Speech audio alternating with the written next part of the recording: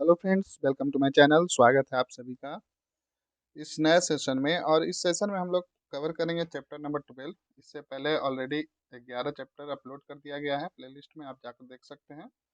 उसका लिंक दिया हुआ है डिस्क्रिप्शन बॉक्स में। ठीक है, फिर तो चलते हैं, स्टार्ट करते हैं हम लोग। स्वाधीनता आंदोलन और झारखंड, काफ़ी इंपॉर्टेंट सेशन होने वाला है ये भी। तो आप लोग इस सेशन को पूरा देखिएगा, तभी आप इससे जुड़ी हुई जितने भी प्रश्न पूछे जाने की संभावना है वो आप कवर कर सकते हैं। तो चलिए, तो सबसे पहले है इसमें 1857 की क्रांति। तो झारखंड में 1857 के आंदोलन का प्रसार का कारण क्या था, तो देख लीजिए। तो इसमें जो था, अंग्रेजों के प्रति क्षेत्रीय शासकों में अविश्वास की भावना, फिर झारखंड के जनजातियों में अंग्रेजी सरकार, जमींदार, साहूकार आदि के प्रति असंतोष असंतोष फिर है आपका अंग्रेजी अधिकारियों में जनजातीय समस्याओं की समझ का अभाव तथा प्रशासनिक सुधारों की कमी। फिर जो है अब उसके बाद है वो आपका, एक सेकंड, हाँ, तो उसके बाद है आपका अंग्रेज सरकार द्वारा आदिवासी क्षेत्रों का निर्वासन स्थल के रूप में प्रयोग करना। फिर है बाबू कुंवर सिंह के नेतृत्व में बिहार में 1857 के विद्रोह में प्रेरणा। तो आइए अब शुरू करते हैं इसमें। तो यहाँ देखिए, पहले हाईलाइट वाला देख लेते हैं। झारखंड में 1857 के विद्रोह को शुरुआत देवघर की रोहनी गांव से हुई थी। तो ध्यान रखिएगा इस बात को। झारखंड में 1857 का विद्रोह की शुरुआत कब, तो 12 जून 1857 को रोहनी गांव, जो कि देवघर से हुई थी। यह गांव अजय नदी के किनारे अवस्थित है, ध्यान रखिएगा इसको। 12 जून 1857 को रोहनी गांव में मेजर मैकडोनाल्ड के नेतृत्व में पदस्थापित 12वीं रेजिमेंट के सैनिकों द्वारा लेफ्टिनेंट नॉर्मन लेस्ली की हत्या के बाद यह विद्रोह प्रारंभ हुआ। सैनिकों के इस हमले में मेजर मैकडोनाल्ड तथा सर्जन डॉक्टर ग्रांट घायल हो गए। इमाम खां नामक व्यक्ति पहचानने गए हमलावरों पर मुकदमा चलाकर उन्हें फांसी दी गई तथा रेजिमेंट का रेजिमेंट का मुख्यालय रोहनी से भागलपुर स्थानांतरित कर दिया गया। इसके बाद इस विद्रोह का प्रसार हजारीबाग, रामगढ़, रांची, सिंहभूम और पलामू में भी हो गया। अब है आपका हजारीबाग में विद्रोह का प्रसार। 25 जुलाई 1857 को दानापुर रेजिमेंट के सैनिकों ने भी विद्रोह कर दिया। इसकी सूचना पाकर हजारीबाग स्थित रामगढ़ बटालियन के सैनिक उत्साहित हो गए तथा 30 जुलाई 1857 को इन्होंने भी विद्रोह कर दिया। इस विद्रोह के समय रामगढ़ बटालियन का मुख्यालय रांची में अवस्थित था। हजारीबाग में सैनिकों के विद्रोह के पश्चात मेजर सिम्पसन, जो कि उपायुक्त था, सहित विभिन्न अंग्रेज अधिकारी कलकत्ता भागे तथा विद्रोहियों ने अंग्रेज अधिकारियों के बंगलों व दफ्तरों को जलाकर सरकारी खजाने को लूट लिया।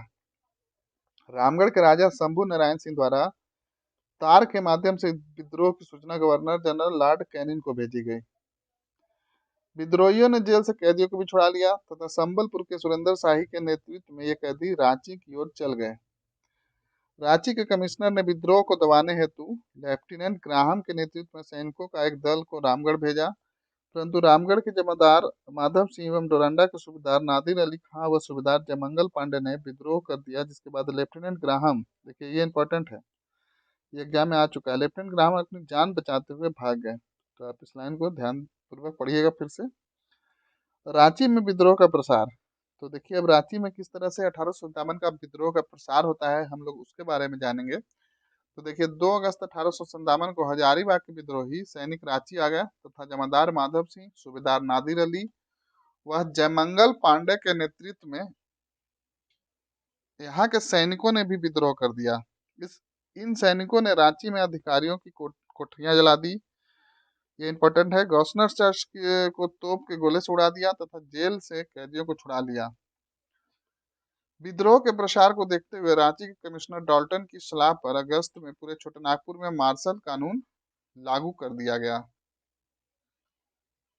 विद्रोहियों ने बड़गागढ़ की नागवंशी ठाकुर विश्वविद्यालय, सहदेव, जो कि विद्रोहियों के नेता के नेतृत्व में डोरंडा स्थित अंग्रेज अधिकारियों के सभी बंगले व कचहरी को जला दिया तथा खजाना लूट लिया। साथ ही इन्होंने जेल से सभी कैदियों को भी छुड़ा लिया।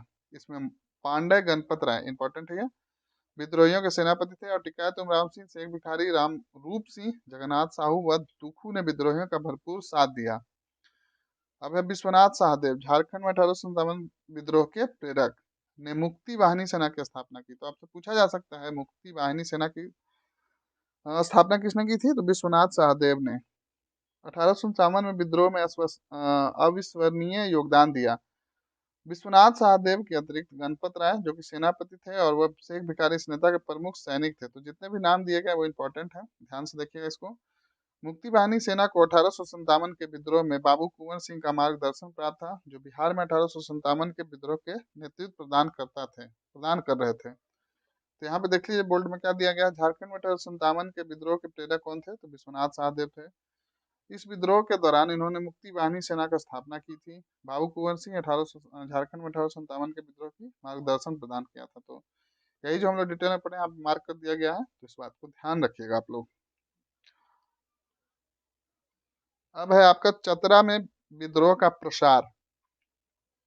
रांची के बाद विद्रोही चतरा पहुंच गया, जहां 2 अक्टूबर 1857 को major English, major Simpson, lieutenant Earl, sergeant Dyne आदि के नेतृत्व वाले अंग्रेज सैनिकों व जयमंगल पांडे के नेतृत्व वाले विद्रोहियों के बीच चतरा का ऐतिहासिक युद्ध हुआ।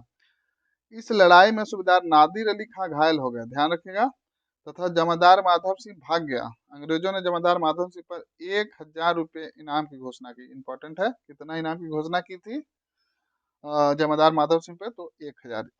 ये क्वेश्चन पूछा गया है, ध्यान दीजिएगा इस पे।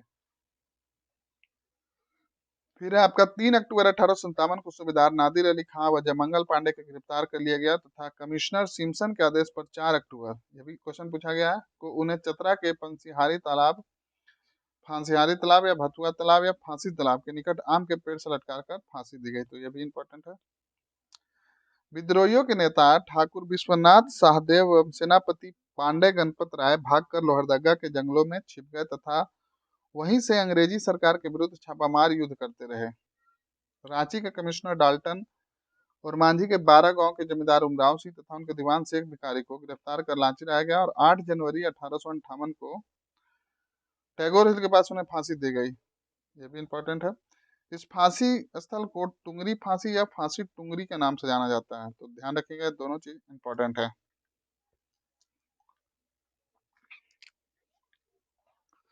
बाद में विश्वनाथ दुबे तथा महेश नारायण शाही नामक व्यक्तियों को गद्दारी से कैप्टन ओक्स ने कैप्टन नेशन के साथ मिलकर विद्रोह के प्रमुख नेता विश्वनाथ सहदेव एवं गणपत राय को गिरफ्तार कर लिया। 16 अप्रैल 1858 के विश्वनाथ सहदेव और 21 अप्रैल 1858 के गणपत राय को रांची जिला स्कूल के मुख्य द्वार के समीप कदम के पेड़ पर छोटानागपुर के आयुक्त कमिश्नर डाल्टन के आदेशानुसार फांसी दी गई। जितने भी यहाँ पे स्टार मार्क है वो देख लीजिए, काफी इंपॉर्टेंट है वो। फिर आगे आपका मानभूप में विद्रोह का प्रसार। तो 5 अगस्त 1857 को सैनिकों ने पुरुलिया में भी विद्रोह कर दिया, जिससे घबराकर उपायुक्त जीएन ओक समेत कई अंग्रेज अधिकारी रानीगंज भाग गए। इसके बाद विद्रोहियों ने पूरे जिले पर कब्जा कर भारी लूटपाट मचाया व कैदियों को जेल से छुड़ाकर रांची की ओर ले जाने लगे। मानभूम के संथाल भी इस विद्रोह में शामिल हो गए तथा आसपास के गांवों को लूटपाट करने लगे। पुरुलिया के असिस्टेंट कमिश्नर ओक्स को सितंबर में वापस लौटने पर इसकी जानकारी मिली। ओक्स ने विद्रोहियों के नियंत्रण करने हेतु पंचायत के राजा नीलमणि सिंह से मदद मांगी, परंतु नीलमणि सिंह सरकार की मदद करने के बजाय संथालों को ही भड़काने लगा। ओक्स ने कैप्टन माउंट गोमरी के नेतृत्व में सैनिकों का एक दल संथालों को नियंत्रित करने हेतु भेजा तथा संथालों पर कार्रवाई के बाद अक्टूबर तक पुरुलिया में शांति स्थापित हो गई। पुलिस कार्रवाई के बाद संथाल विद्रोही मानभूम में हजारीबाग की ओर चले गए। इस बीच नवंबर में राजा नीलमणि सिंह को अंग्रेजों ने गिरफ्तार कर अलीपुर जेल, जो कि कलकत्ता में है, भेज दिया। इसके बाद मानभूम में विद्रोह समाप्त हो गया। फिर है आपका सिंहभूम के विद्रोह का प्रसार। तो सिंहभूम में यह विद्रोह भगवान सिंह एवं रामनाथ सिंह ने प्रारंभ किया, परंतु संपूर्ण सिंहभूम क्षेत्र में क्रांतिकारियों का नेतृत्व राजा अर्जुन सिंह ने किया। तो यह भी पूछा गया प्रश्न है कि संपूर्ण सिंहभूम में क्षेत्र में क्रांतिकारियों का नेतृत्व किसने किया? तो ध्यान रखिएगा, राजा अर्जुन सिंह ने किया था। 3 सितंबर 1857 को चाईबासा के सैनिकों ने भगवान सिंह एवं रामनाथ सिंह के नेतृत्व में विद्रोह करके सरकारी खजाने को लूट लिया तथा कैदियों को जेल से छुड़ा लिया। सिंहभूम का असिस्टेंट कमिश्नर मेजर सिस्मोर विद्रोह के आरंभ होने से पूर्व ही अंग्रेज समर्थक सरायकेला नरेश चक्रधर सिंह को चाईबासा का दायित्व सौंपकर कलकत्ता भाग गया। लूटपाट करने के बाद विद्रोही रांची की ओर रवाना हो गए, परंतु संजय सिंह के पास सरायकेला नरेश चक्रधर सिंह एवं खरसावा नरेश हरि सिंह और विद्रोहियों को रोक दिया। यहाँ देखिए क्या दिया हुआ। सिंहभूम में 1857 के विद्रोह का नेतृत्व राजा अर्जुन सिंह ने किया था। इंपॉर्टेंट है, ध्यान दीजिएगा इस पर, जो कि हम लोग पहले भी पढ़ चुके हैं यहाँ पे। फिर इस स्थिति में अंग्रेज विरोधी पुरहाट नरेश अर्जुन सिंह ने विद्रोहियों की सहायता करने का निर्णय लिया तथा अपने दीवान जग्गू की सहायता से विद्रोहियों को 7 सितंबर 1857 को संजय नदी पार कराया। फिर आगे आपका अर्जुन सिंह के प्रति विरोधियों के मन में शंका थी, जिसके बाद अर्जुन सिंह द्वारा पौरी देवी के साक्षी मानकर विश्वासघात नहीं करने की कसम खाने पर विद्रोहियों ने अर्जुन सिंह को नेतृत्व सौंपना स्वीकार किया और 13 सितंबर 1857 को आरसी वर्च ने सिंहभूम के नए जिलाधीश के रूप में कार्यभार संभाला तथा 16 सितंबर 1857 को कैप्टन ओक्स की सेना ने चाईबासा शहर पर अधिकार कर लिया। फिर है आपका आरसी बर्च ने अर्जुन सिंह के चाईबासा आकर आत्मसमर्पण करने का संदेश भेजा, जिसे अस्वीकृत करते हुए अर्जुन सिंह ने स्वयं को सिंहभूम का राजा, इंपॉर्टेंट है ध्यान दीजिएगा, घोषित कर दिया। बर्च द्वारा अर्जुन सिंह को बागी करार देते हुए उसके राज्य पर कब्जा करने तथा उसकी गिरफ्तारी 1000 रुपये इनाम घोषित की गई। अर्जुन सिंह रांची के कमिश्नर डाल्टन के समक्ष आत्मसमर्पण करना स्वीकार करते हुए अपने समर्थकों के साथ रांची आ गए, परंतु 17 अक्टूबर 1857 को अर्जुन सिंह के साथ रांची पहुंचे विद्रोहियों को कमिश्नर डाल्टन के आदेशानुसार गिरफ्तार करके जेल में बंद कर दिया गया। इस गिरफ्तार सैनिकों पर कोर्ट मार्शल लाकर उसकी सजा तय की गई तथा 20 अक्टूबर 1857 को शहीद चौक के पास फांसी की सजा प्राप्त विद्रोहियों को फांसी पर लटका दिया गया। ध्यान रखिएगा इस पे। अर्जुन सिंह विद्रोहियों को फांसी से अत्यंत दुखी हो गया तथा पोरहाट आकर फिर से अंग्रेजों के विरुद्ध अभियान प्रारंभ किया और 20 नवंबर 1857 को अंग्रेज अधिकारी कैप्टन हेल ने चकरदरपुर पर कब्जा कर लिया तथा अर्जुन सिंह के दीवान जग्गू को गिरफ्तार कर उसी दिन फांसी पर लटका दिया। फिर है आपका, बस इधर कहानी है, सुनते जाइए, जहाँ पे इंपॉर्टेंट रहेगा वो ऑलरेडी मार्क रहेगा, नहीं तो मैं बता दूंगा, ठीक है। 21 नवंबर 1857 को आरसी बर्च ने पोरहाट पर कब्जा करके राजा अर्जुन सिंह के महल को जला दिया, परंतु अर्जुन सिंह यहाँ से बचकर भाग गया। अर्जुन सिंह ने अंग्रेजों के विरुद्ध अपना अभियान तेज कर दिया।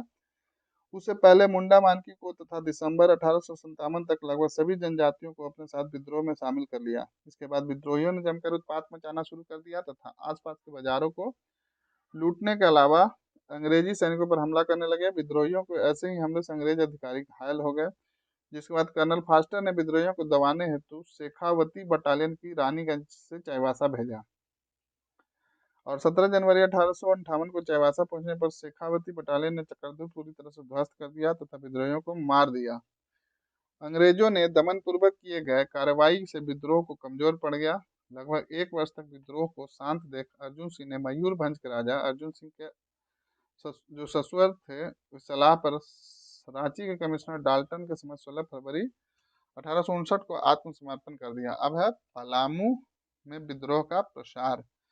तो भोक्ता जनजाति के नीलांबर पीताम्बर, इंपॉर्टेंट है, दोनों भाई थे, ने पलामू क्षेत्र में 1857 में विद्रोह का नेतृत्व किया। तो किसने किया पलामू क्षेत्र में? तो नीलांबर पीताम्बर ने, और ये दोनों भाई थे, ध्यान रखिएगा। तो इन्होंने चेरो खरवार तथा भोक्ता को एकत्र कर सैन्य दल का गठन किया तथा स्वयं को स्वतंत्र शासक के रूप में घोषित कर दिया।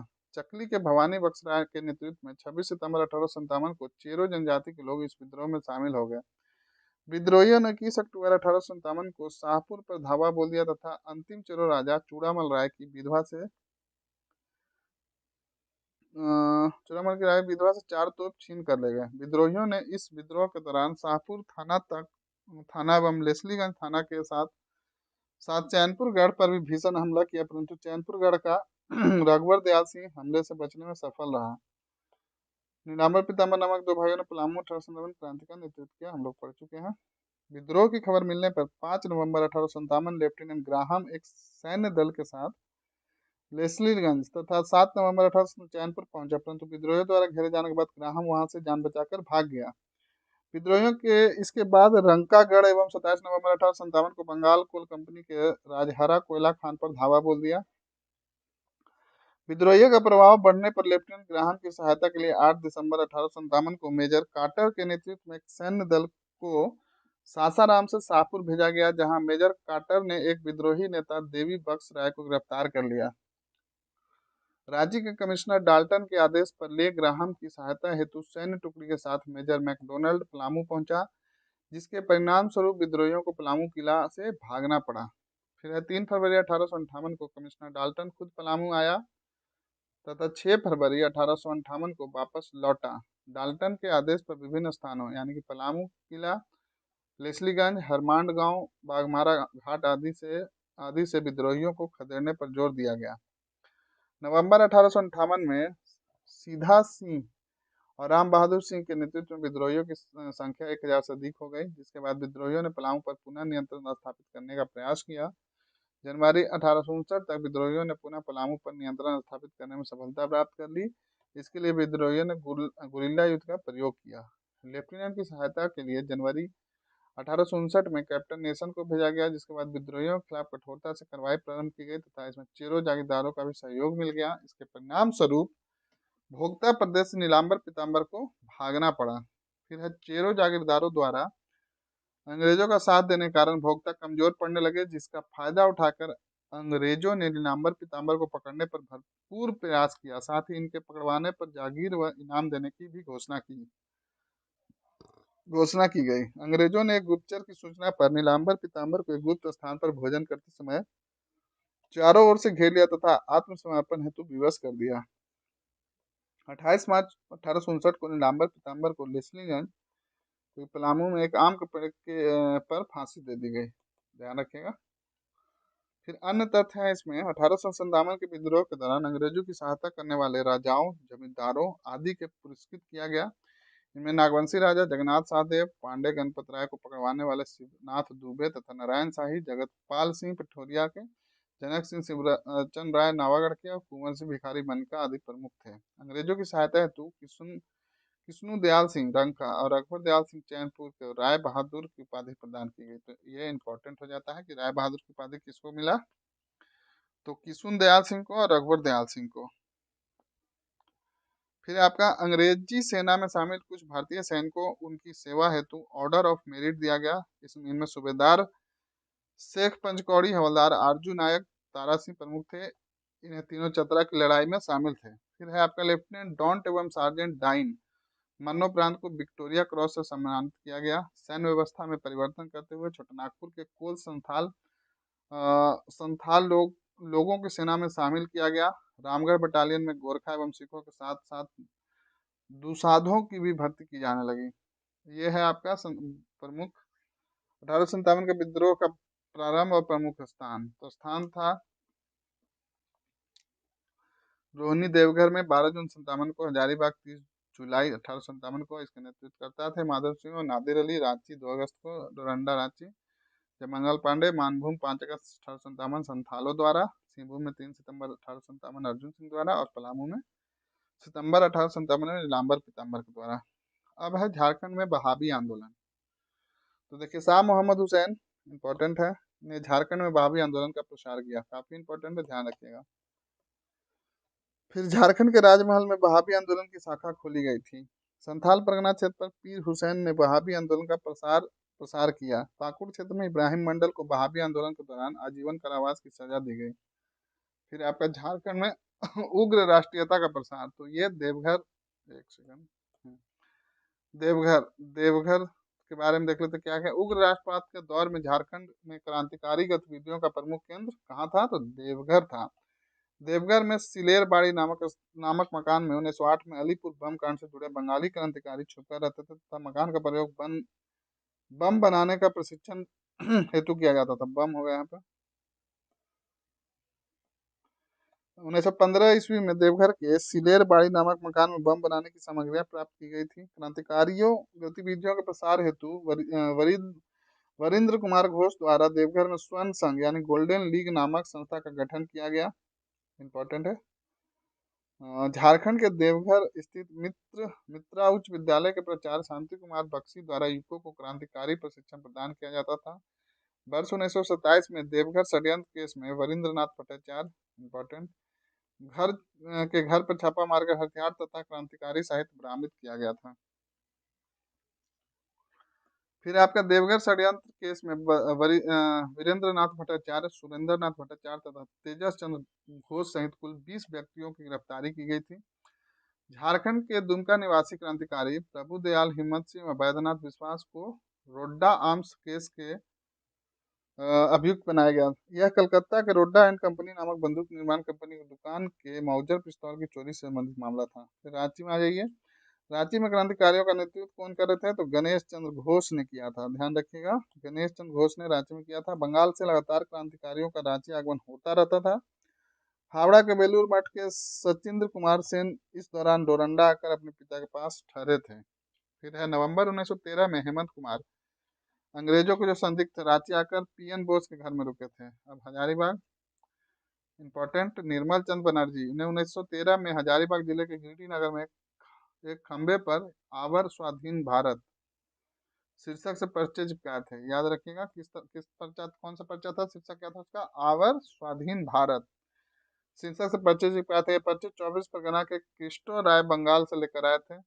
गिरिडीह के मनोरंजन गुहा इंपॉर्टेंट है, उपनाम ठाकुरदा तथा दुमका के हेमंत नाथ घोष द्वारा क्रांतिकारियों को आर्थिक सहायता उपलब्ध कराया जाता था। हजारीबाग के संत कोलंबा विश्वविद्यालय के छात्र राम विनोद सिंह हजारीबाग का जातिन बाघा इंपॉर्टेंट है कहा जाता था। ये भी इंपॉर्टेंट है, ध्यान रखिएगा। फिर राम विनोद सिंह को 14 सितंबर 1918 को गिरफ्तार किया गया था, जिसके खिलाफ हजारीबाग में छात्रों द्वारा प्रदर्शन किया गया था। फिर आ जाइए सिंहभूम में। तो सिंहभूम में क्या हुआ? तो ढाका मेमन सिंह तथा कोलकाता से क्रांतिकारी आकर सिंहभूम के जमशेदपुर और चाईबासा में छुपते थे तथा क्रांति का गुप्त प्रचार करते थे। 1908 में टाटा कंपनी के कर्मचारी गिरिंद्र नाथ मुखर्जी ने न्यूयॉर्क से घोषणा की थी कि रक्त रंजित क्रांति से ही भारत मुक्त किया जा सकता है। उनके भाई अमरनाथ मुखर्जी भी क्रांतिकारी गतिविधियों में शामिल थे। क्रांतिकारी आंदोलन में शामिल दुर्गादास बनर्जी, सुरेंद्र कुमार राय तथा संबंध टाटा कंपनी से है। सुधांशु भूषण मुखर्जी अप्रैल 1916 में अलीपुर जेल से रिहा होने के बाद सिंहभूम सोनुआ ग्राम में रहने लगे तथा बाद में हजारीबाग चले गए।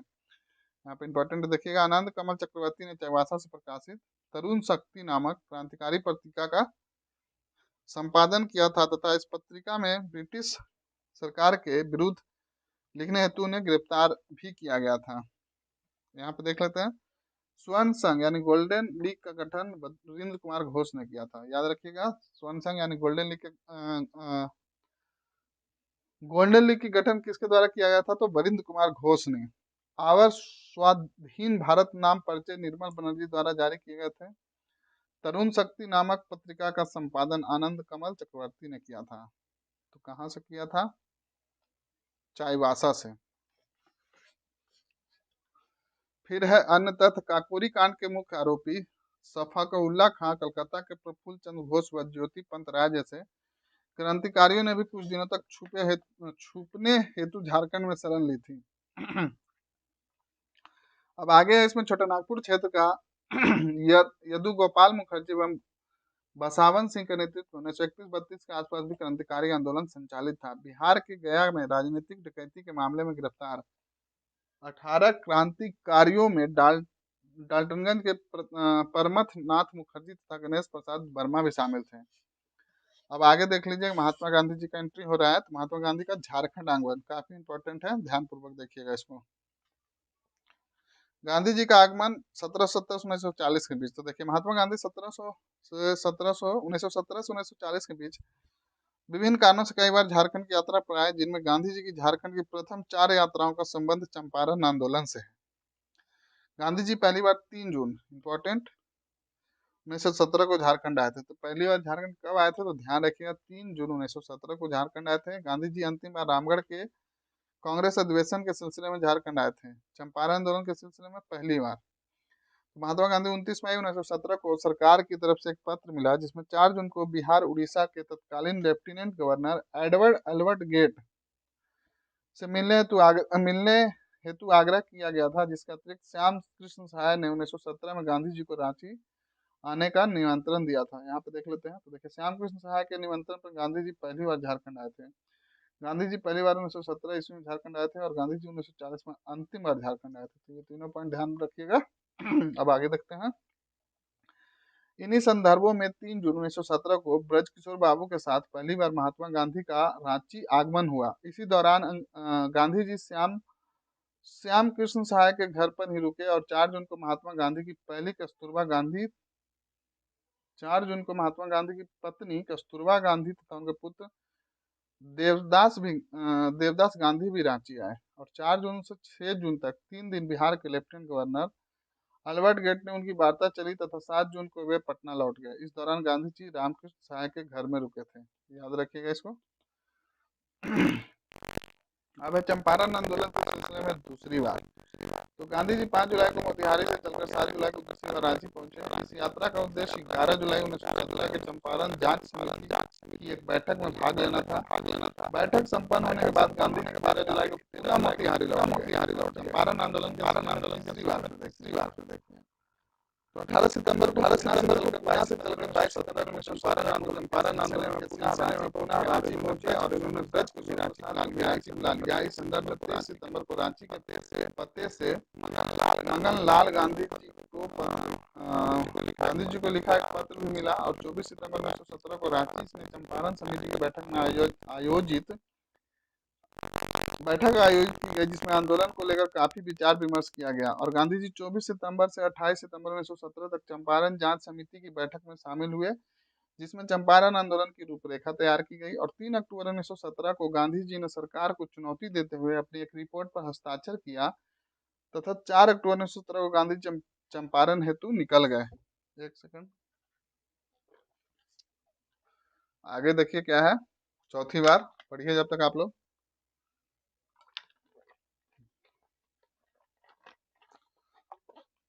थोड़ा पानी पी लेता हूँ। चलिए, तो चंपारण आंदोलन के सिलसिले में चौथी बार देखिए गांधी जी आए। तो असहयोग आंदोलन 1920-21 के दौरान महात्मा गांधी 1920 में रांची आए। इस दौरान वे भीमराज वंशीधर मोदी धर्मशाला, एक सेकंड,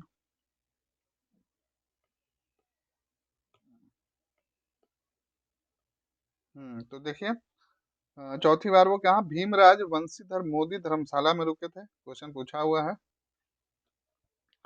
गांधी जी की उपस्थिति में ही इसी धर्मशाला के बाहर विदेशी कपड़ों की होली जलाई गई थी। इस दौरान गांधी जी टाना भक्तों से भी मिले, जिसके बाद टाना भगत गांधी जी के प्रिय शिष्य बन गए। इंपॉर्टेंट है, ध्यान रखिएगा। गांधी जी के टाना भगत कब मिले थे? जब चौथी बार आए थे तब।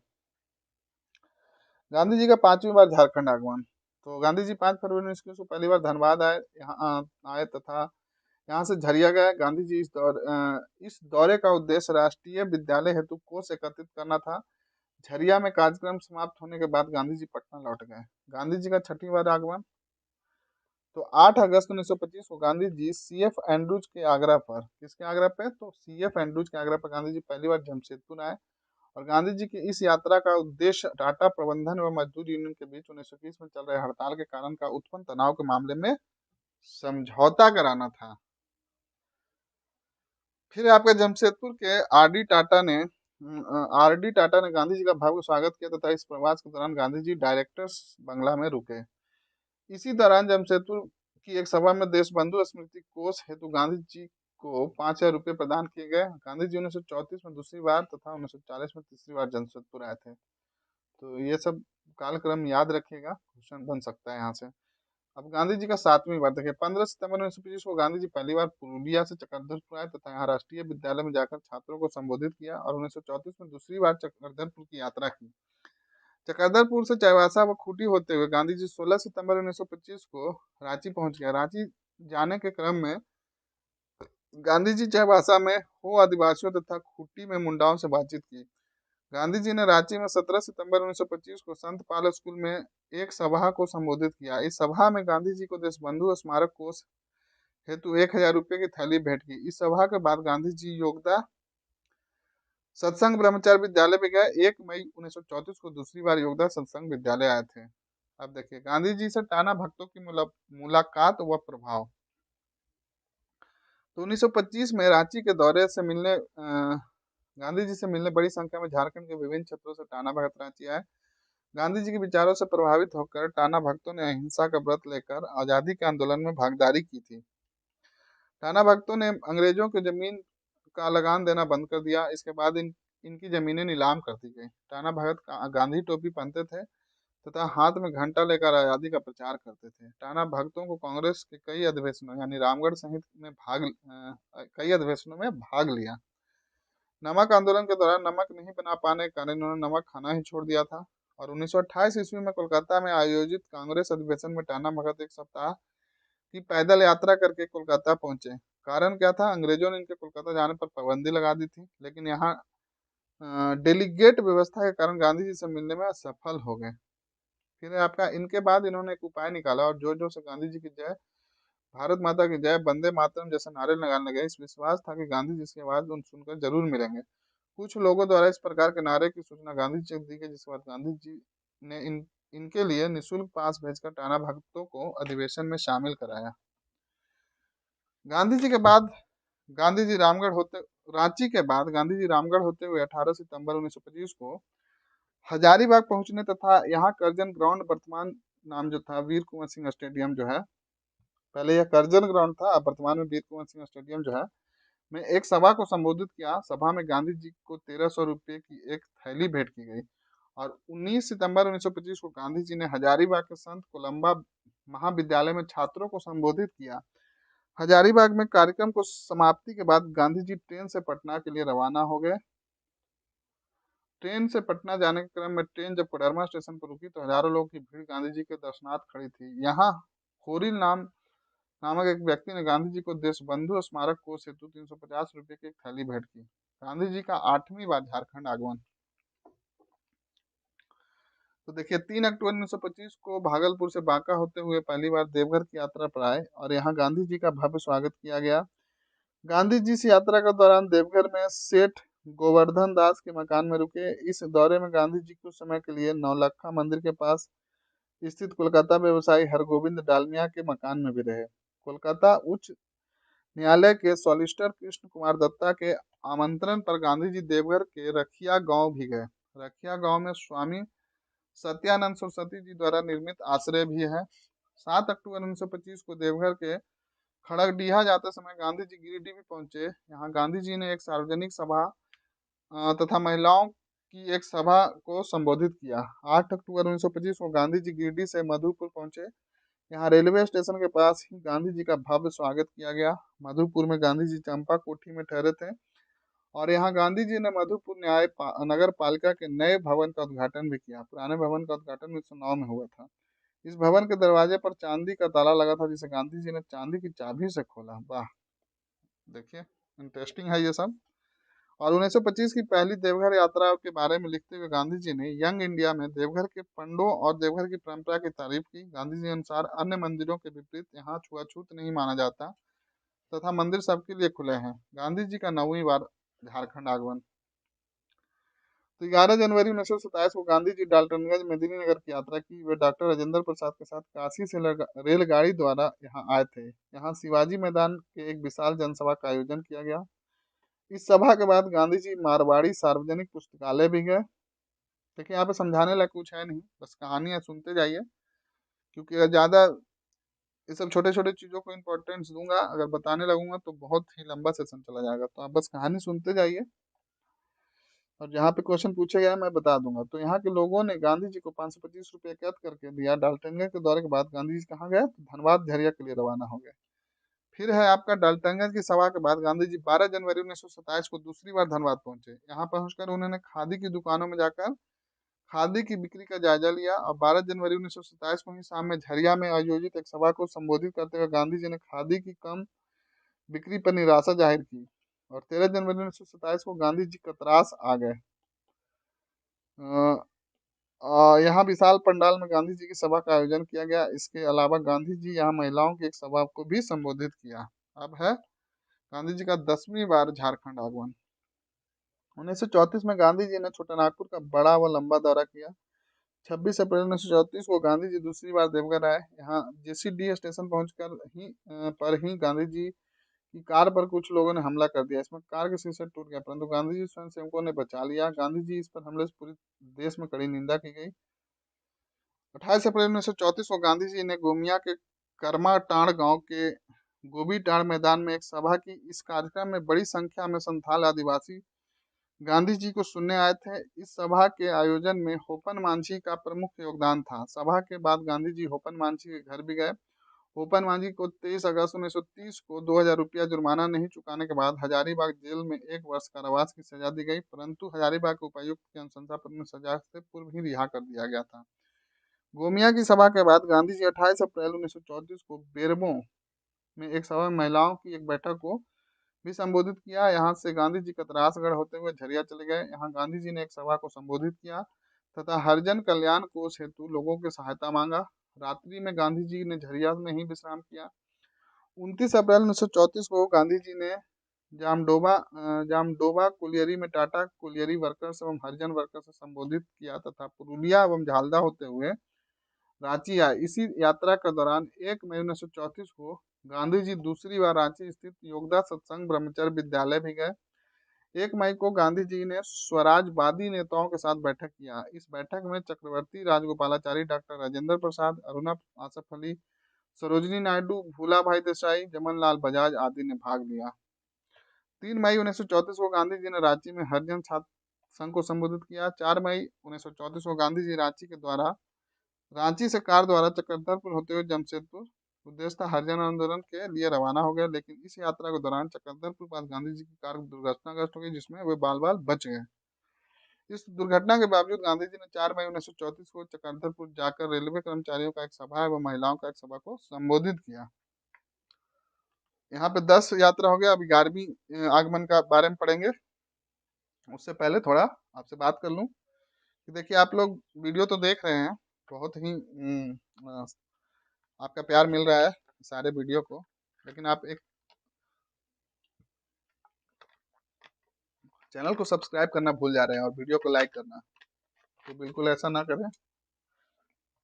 थोड़ा और प्यार दीजिए और चैनल को सब्सक्राइब कीजिए और वीडियो को लाइक कीजिए। और जितने भी आपके तैयारी करने वाले लोग जुड़े हुए हैं आपके साथ, बिल्कुल शेयर कीजिए कि हर कोई हर बार नया किताब नहीं खरीद सकता। तो मैंने भी इस वीडियो को बनाने में बहुत मेहनत किया है, काफ़ी समय लग रहा है, तो बिल्कुल आप इसको शेयर कीजिए और आप खुद भी रिविजन कीजिए और अपने जानने पहचानने वालों जो तैयारी में हैं उनके लिए भी ये शुभ काम कीजिए और ज़्यादा से ज़्यादा शेयर कीजिए।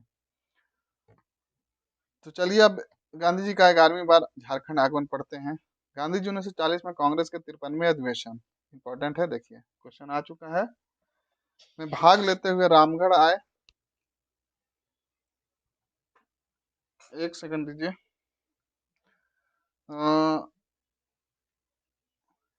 भाग लेते हेतु रामगढ़ आए। वे 12 मार्च 1940 को सेवाग्राम से चलकर 14 मार्च को रामगढ़ पहुंचे। 14 मार्च को रामगढ़ में उन्होंने खादी प्रदर्शनी का उद्घाटन किया। रामगढ़ अधिवेशन के बीच ही 19 मार्च को गांधी जी द्वारा रांची आए तथा यहाँ ठक्कर भवन और हरिजनों आदिवासियों के लिए औद्योगिक गृह का उद्घाटन किया। गांधी जी इस दौरान रांची के निवारनपुर में अस्वस्थ निवारण बाबू से मिलने भी गए। यहाँ गांधी जी ने एक जनसभा को संबोधित किया। शाम में गांधी जी पुनः रामगढ़ लौट गए।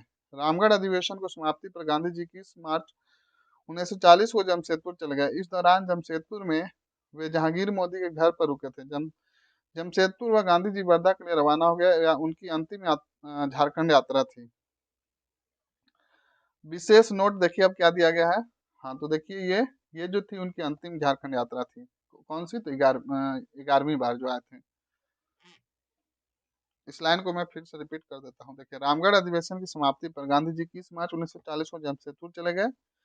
इस दौरान जमशेदपुर में वे जहांगीर मोदी के घर पर रुके थे और जमशेदपुर में से गांधी जी वर्धा, जो कि कहाँ महाराष्ट्र में है, के लिए रवाना हो गए। यह उनकी अंतिम झारखंड यात्रा थी। विशेष नोट में क्या है देख लेते हैं। तो महात्मा गांधी की विभिन्न झारखंड यात्राओं से संबंधित तथ्यों एवं विवरण हेतु अनुज कुमार सिन्हा की पुस्तक महात्मा गांधी की झारखंड यात्रा महात्मा गांधी के विभिन्न पत्र, समाचार पत्र एवं सरकारी दस्तावेजों का स्रोत के रूप में उपयोग किया गया है। अब है झारखंड में रॉलेट एक्ट का विरोध। तो रॉलेट एक्ट कब आया था? 1919 में। तो देखिए, ब्रिटिश सरकार ने भारतीयों द्वारा सरकार विरोधी गतिविधियों पर अंकुश लगाने के उद्देश्य से सिडनी रॉलेट रिपोर्ट के आधार पर कानून पारित किया, जिसका पूरे देश भर में व्यापक विरोध किया गया। झारखंड में इस कानून का विरोध किया गया। रांची में बागेश्वर साय एवं गुलाब गुलाब तिवारी ने इस कानून के विरोध में सत्याग्रह का नेतृत्व किया। 6 अप्रैल 1919 को पलामू के जिला स्कूल के शिक्षक रामदीन पांडे छह छात्रों के साथ उपवास भी रखा। झारखंड में कांग्रेस कमेटी की स्थापना 1919 से 20 तक। 1919 में पलामू में जिला कांग्रेस कमेटी की स्थापना बिंदेश्वरी पाठक और भागवत पांडे ने की थी। 1920 में रांची तथा हजारीबाग में कांग्रेस कमेटी का गठन किया गया। असहयोग आंदोलन 1920-22 और झारखंड 1920 में कलकत्ता में कांग्रेस के विशेष अधिवेशन में अहिंसक आंदोलन का प्रस्ताव पारित किया गया, जिसका नेतृत्व गांधी जी को सौंपा गया। यह आंदोलन तब तक चलाया जाना था जब तक खिलाफत एवं पंजाब संबंधी गलतियां सुधार नहीं ली जाती व स्वराज स्थापित नहीं हो जाता। तो 1920 में झारखंड में भी असहयोग आंदोलन प्रारंभ हुआ। तो देखिए 1920 में झारखंड में भी असहयोग आंदोलन, आप यहाँ से ध्यान दीजिएगा, यहाँ से क्वेश्चन बनेगा। असहयोग आंदोलन के समय गांधी जी पुनः झारखंड आए। इसके अतिरिक्त मोतीलाल नेहरू, डॉक्टर राजेंद्र प्रसाद, मजहरुल हक आदि प्रमुख राष्ट्रीय नेताओं ने भी झारखंड की यात्रा की तथा विभिन्न स्थानों पर सभाओं को संबोधित किया। 1921 ईस्वी में आंदोलन में टाना भक्तों ने भी उल्लेखनीय योगदान दिया, जिसकी गांधी जी द्वारा कोटि कोटि प्रशंसा की गई। इस दौरान टाना भक्तों ने ब्रिटिश सरकार को कर देना बंद कर दिया, जिसके बाद उनकी जमीन नीलाम कर दी गई। पहाड़िया जनजाति ने भी इस आंदोलन में बढ़ चढ़कर हिस्सा लिया। इसका नेतृत्व जाबरा पहाड़िया ने किया। जाबरा पहाड़िया को गिरफ्तार कर उन्हें सश्रम कारावास की सजा दी गई तथा उनके घर को कुर्क कर दिया गया। इस आंदोलन के दौरान रांची, चतरा, गिरिडीह, धनबाद, पलामू, लोहरदगा राष्ट्रीय विद्यालय खोला गया। झारखंड में असहयोग आंदोलन का केंद्र रांची था। ये इसको मार्क कर लीजिए, झारखंड में असहयोग आंदोलन का केंद्र कहाँ था? तो रांची था। लेकिन राज्य के अन्य भागों में भी, जैसे कि पलामू, हजारीबाग, सिंहभूम आदि में इस दौरान लोगों ने बढ़ चढ़ कर हिस्सा लिया। अब रांची बारे में देख लेते हैं। असहयोग आंदोलन के दौरान रांची व इसके आसपास के क्षेत्रों में कई सार्वजनिक सभाओं का आयोजन किया गया। इस आंदोलन में आदिवासियों ने भी बढ़ चढ़ कर हिस्सा लिया। 1921 में रांची में आयोजित वार्षिक पिंजरा पोल समारोह में भोलानाथ बर्मन, अब्दुल रज्जाक, पद्मराज जैन आदि ने भाषण दिया। इस आंदोलन के दौरान रांची एवं लोहरदगा में राष्ट्रीय विद्यालय की स्थापना की गई। फिर आपका पलामू के आदिवासी नेता धनी सिंह खरवार के नेतृत्व में इस आंदोलन के दौरान जंगलों को काटकर कपास की खेती शुरू की गई। ऐसा करने को 1920 में कलकत्ता अधिवेशन में गांधी जी ने कहा था तथा धनी सिंह खरवार को पलामू का राजा घोषित कर दिया गया।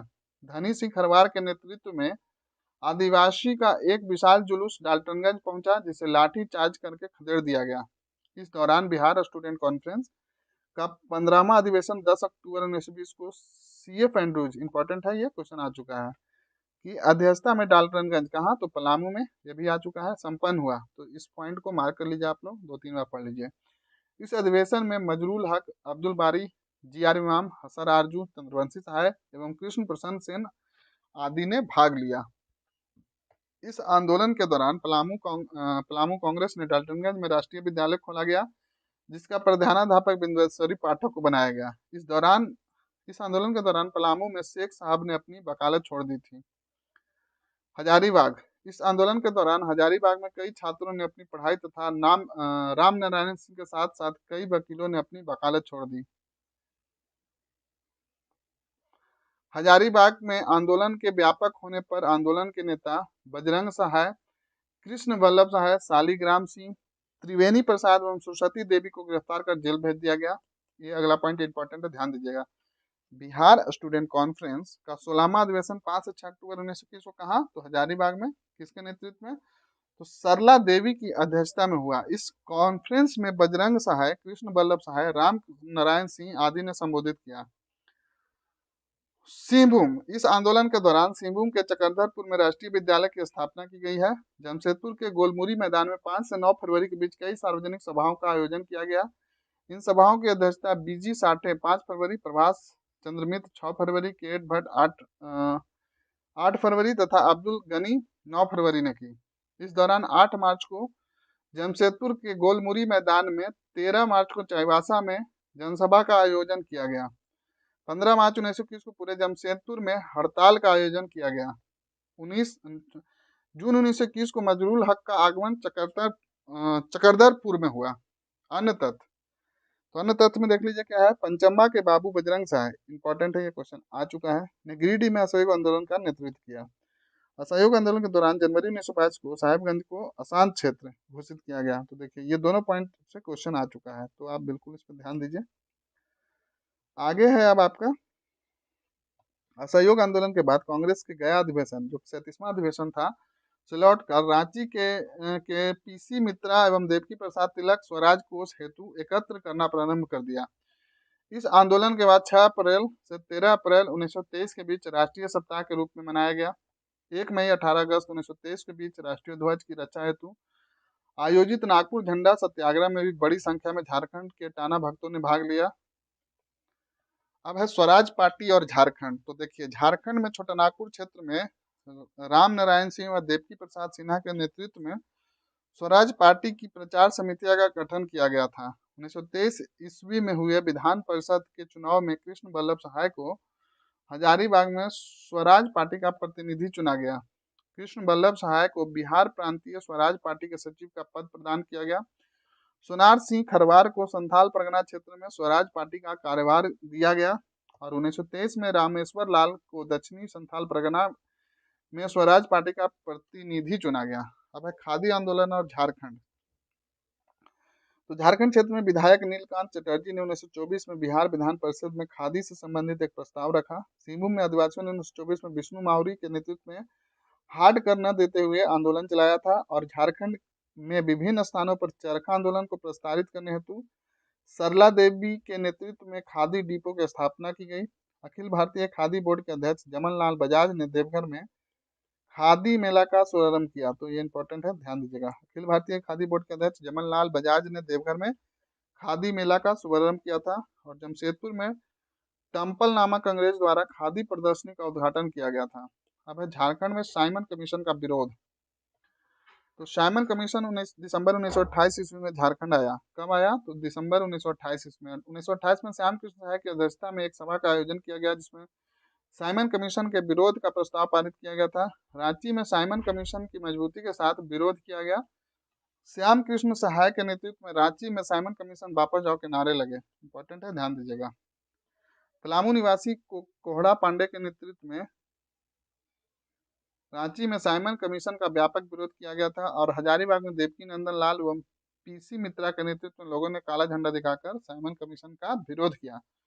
तो इस तरह से आप एक कौन से किस जगह पे किसने विरोध किया वो एक ऐसे बना लीजिए कि जैसे रांची में कौन किया, पलामू में कौन किया, इस प्रकार से। तो यहाँ पे देखिए श्याम कृष्ण सहाय के नेतृत्व में झारखंड में साइमन कमीशन का विरोध किया गया, इंपॉर्टेंट हो जाता है। और 1928 ईस्वी में छोटानागपुर उन्नति समाज द्वारा छोटानागपुर राज्य के गठन हेतु साइमन कमीशन को मांग पत्र सौंपा गया था। ये भी इंपॉर्टेंट है, पूछा भी गया है क्वेश्चन।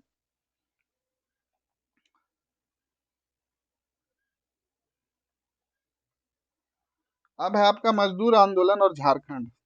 तो देखिए राष्ट्रीय आंदोलन के दौरान समय समय पर मजदूरों द्वारा भी अपनी दयनीय स्थिति से बाहर निकलने तथा स्वतंत्रता प्राप्त हेतु व्यापक स्तर पर प्रयास किया गया जिसकी झलक झारखंड राज्य से भी दृष्टिगत होती है। इस क्रम में 1920 ईस्वी में जमशेदपुर वर्कर एसोसिएशन की स्थापना की गई जिसे एन हल्दर तथा भूमेश चक्रवर्ती ने नेतृत्व प्रदान किया। वर्ष 1920 22 से 1925 तक 1928 में Tata iron and steel workers तथा अन्य कई मिलों में व्यापक हड़ताल किया गया।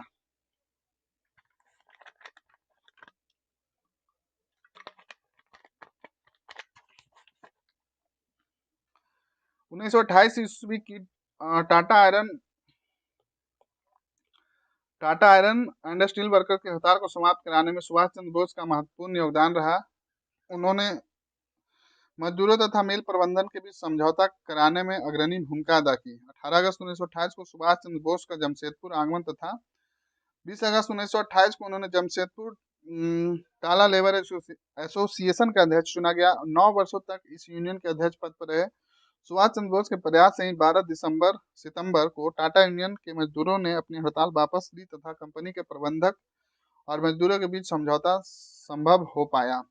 18 से 20 दिसंबर 1929 को जवाहरलाल नेहरू की अध्यक्षता में झरिया में भारतीय ट्रेड यूनियन कांग्रेस का अधिवेशन आयोजित किया गया। इस समय एम.एन. जोशी यूनियन के महासचिव थे। ये क्वेश्चन पूछा गया है। 1929 में जमशेदपुर स्थित गोलमुरी के एक टीन प्लेट कंपनी में मजदूरों ने हड़ताल की थी। यह हड़ताल 1938 में समाप्त हुई। 1929 में जवाहरलाल नेहरू के नेतृत्व में झरिया में भारतीय ट्रेड यूनियन कांग्रेस का अधिवेशन आयोजित किया गया था और 1938 में अब्दुल बारी सिद्दीकी द्वारा टाटा वर्कर्स यूनियन यानी टाटा वर्कर एसोसिएशन 1920 की स्थापना की गई। अब है सविनय अवज्ञा आंदोलन और झारखंड। गांधी जी ने प्रसिद्ध दांडी यात्रा से 12 मार्च 1930 को सविनय अवज्ञा आंदोलन प्रारंभ किया। इस क्रम में गांधी जी अपने अनुयायियों के साथ साबरमती आश्रम से दांडी गांव पहुंचे। 6 अप्रैल 1930 को दांडी में सांकेतिक रूप से नमक कानून भंग किया गया और 26 जनवरी 1930 को कांग्रेस के लाहौर अधिवेशन 1929 में पारित पुनः स्वाधीनता प्रस्ताव के आलोक में पूरे देश में स्वाधीनता दिवस मनाया गया। झारखंड में भी पूरे उल्लास के साथ स्वाधीनता दिवस का आयोजन किया गया। झारखंड के लोगों ने सविनय अवज्ञा आंदोलन में हिस्सा लिया। आगे जो पॉइंट है इंपॉर्टेंट है, ध्यान से देखिएगा। गांधी जी 6 अप्रैल 1906 को प्रारंभ नमक आंदोलन में झारखंड लोगों ने बढ़-चढ़ कर भाग लिया। 13 अप्रैल झारखंड में लगभग 50 स्थानों पर नमक बनाया गया। झारखंड में सविनय अवज्ञा आंदोलन का ध्यान रखिएगा। लेकिन राज्य में विभिन्न भागों में भी हजारीबाग, पलामू, सिंगरौली, संथाल, परगना आदि में इस दौरान लोगों ने बढ़-चढ़ कर हिस्सा लिया। देख लेते रांची में तरुण संघ इंपॉर्टेंट है द्वारा स्वाधीनता दिवस का आयोजन किया गया। 26 जनवरी 1930 को डॉक्टर पूर्णचंद मित्रा ने रांची में स्वाधीनता दिवस मनाने के अवसर पर राष्ट्रीय ध्वज फहराया था और इस कार्यक्रम का आयोजन तरुण संघ नामक संगठन द्वारा किया गया था। इस आंदोलन के दौरान रांची व उसके आसपास के क्षेत्रों में कई सार्वजनिक सभाओं का आयोजन किया गया।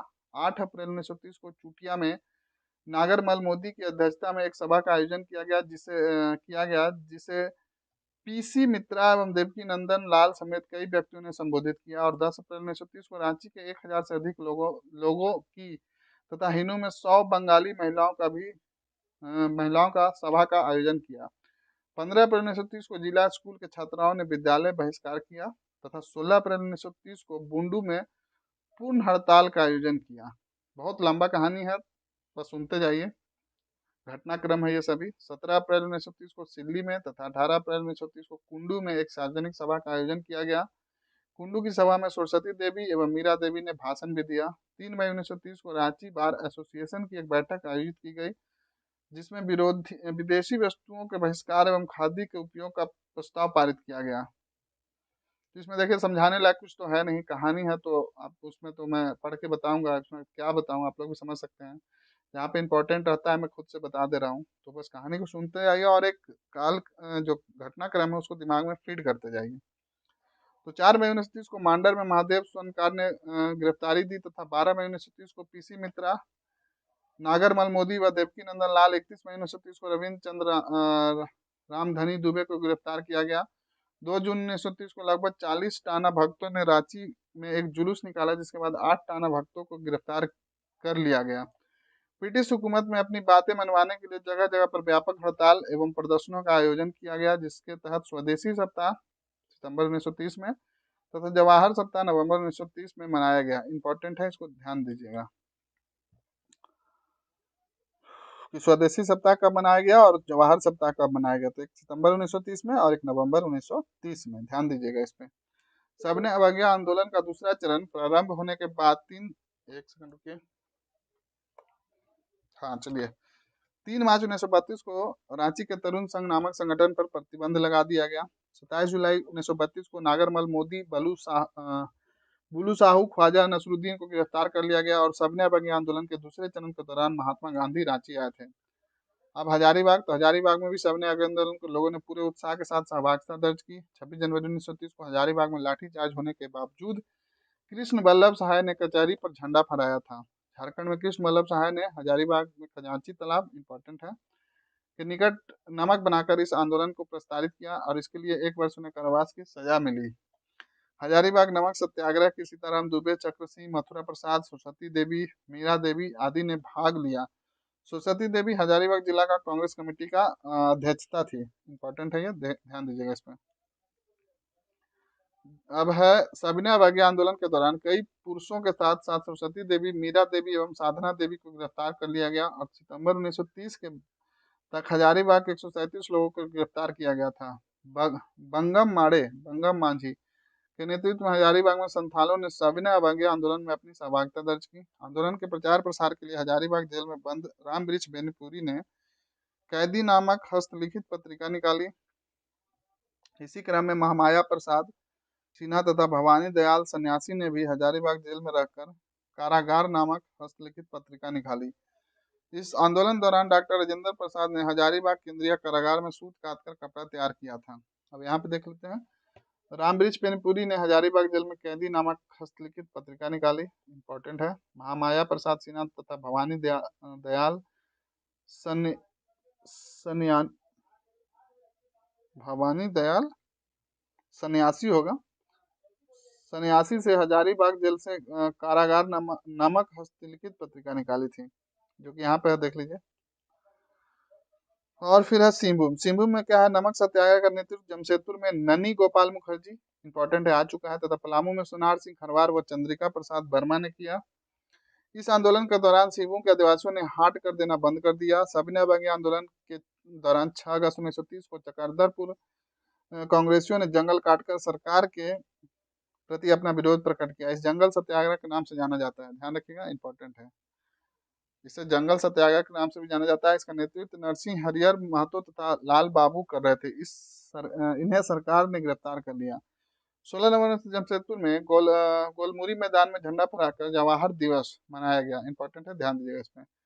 इस कार्यक्रम के दौरान अंग्रेजों ने लाठीचार्ज कर दिया तथा कई लोगों को गिरफ्तार कर लिया और 19 नवंबर 1930 को गोलमुरी से 3000 लोगों की एक सार्वजनिक सभा का आयोजन किया गया, जिसमें सरकार के खिलाफ निंदा प्रस्ताव पारित किया गया। भगत सिंह, सुखदेव सिंह, राजगुरु को दी गई फांसी के विरोध में 5 मार्च 1931 को जमशेदपुर में हड़ताल किया गया। सविनय अवज्ञा आंदोलन के दूसरे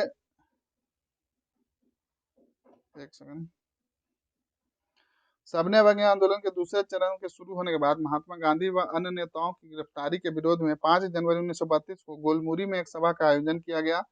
इस सभा में 500 से अधिक महिला पुरुषों ने भाग लिया। सभा की समाप्ति के बाद कई नेताओं को गिरफ्तार कर लिया गया और 24 जनवरी 1930 को जी महंती के घर से स्वाधीनता दिवस से संबंधित एक पर्चा मिलने के बाद 4 लोगों के साथ उन्हें गिरफ्तार कर लिया गया।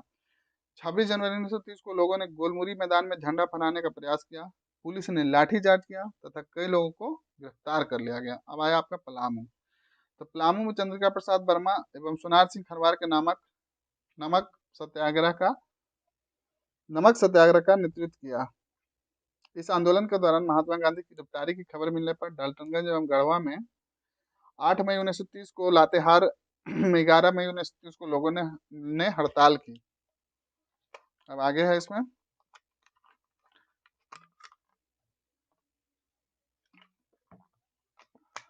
डाल्टनगंज में कांग्रेस का दफ्तर बंद करवाने में सरकार की मदद हेतु भोलानाथ सिंह का नामक व्यक्ति के सरकार द्वारा राय बहादुर की उपाधि दी गई। इंपॉर्टेंट है, ध्यान दीजिएगा।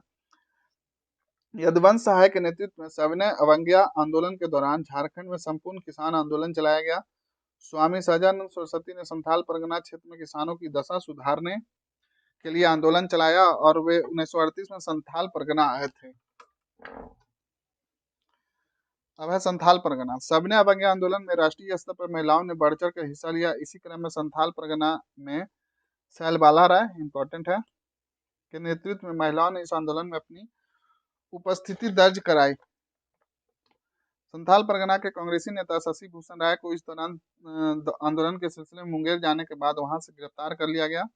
अन्य तथ्य देखिए क्या है, इस आंदोलन के दौरान झारखंड में चौकीदारी करना देने आंदोलन चलाया गया, जिसका नेतृत्व निम्न लोगों ने किया: J.H. साव, मथुरा सिंह, सीताराम दुबे, सरस्वती देवी, महादेव पांडे और चमन लाल। अब है 1935-39 के बीच झारखंड में प्रमुख गतिविधियां। तो 1935 में पारित भारत शासन अधिनियम के अंतर्गत गवर्नरों को जनजातीय क्षेत्रों में बेहतर शासन प्रबंध हेतु अधिक अधिकार प्रदान किए गए। 1936 ईस्वी में उड़ीसा को बिहार उड़ीसा संयुक्त प्रांत से अलग कर दिया गया तथा इसमें छोटानागपुर के कुछ हिस्से जैसे गांगपुर क्षेत्र आदि को भी मिलाया गया। भारत शासन अधिनियम 1935 के तहत जनवरी 1937 में झारखंड में स्थित क्षेत्रीय विधायिका हेतु चुनाव कराए गए। इसमें आदिवासियों हेतु 6 सीट सुरक्षित थे। इस चुनाव में कांग्रेस छोटानागपुर उन्नति समाज एवं किसान सभा में भाग लिया, परंतु कांग्रेस के उम्मीदवारों की जीत हुई। इस चुनाव में इग्नेश बेक, बोनीफास लकड़ा तथा देवेंद्र प्रसाद सामंता तीनों आदिवासी को सामान्य सीटों पर विजय प्राप्त हुई। इग्नेश बेक दिल्ली के संघीय विधायिका को, जबकि बोनीफास लकड़ा पटना के प्रांतीय विधानसभा के सदस्य बने। 30 मई 1938 को रांची छोटानागपुर उन्नति समाज की वार्षिक बैठक में आयोजित हुई, जिसमें छोटानागपुर उन्नति समाज के अलावा किसान सभा, छोटानागपुर कैथोलिक सभा, मुंडा सभा एवं हो मालतो मारंग सभा एकीकरण करके छोटानागपुर संथाल परगना आदिवासी सभा का गठन किया गया। 1939 ईस्वी में संगठन का नाम परिवर्तित करके छोटानागपुर आदिवासी सभा कर दिया गया। इस संस्था का गठन दीकों के खिलाफ संघर्ष करने तथा आदिवासियों के पृथक राज्य में स्थापना के उद्देश्य के साथ किया गया था। 1939 में गंगापुर क्षेत्र, 1936 में छोटानागपुर को उड़ीसा में शामिल कर लिया गया था। में भू बंदोबस्त कानून व मालगुजारी बढ़ाने के खिलाफ निर्मल मुंडा नामक आदिवासी नेतृत्व में आंदोलन शुरू हो गया।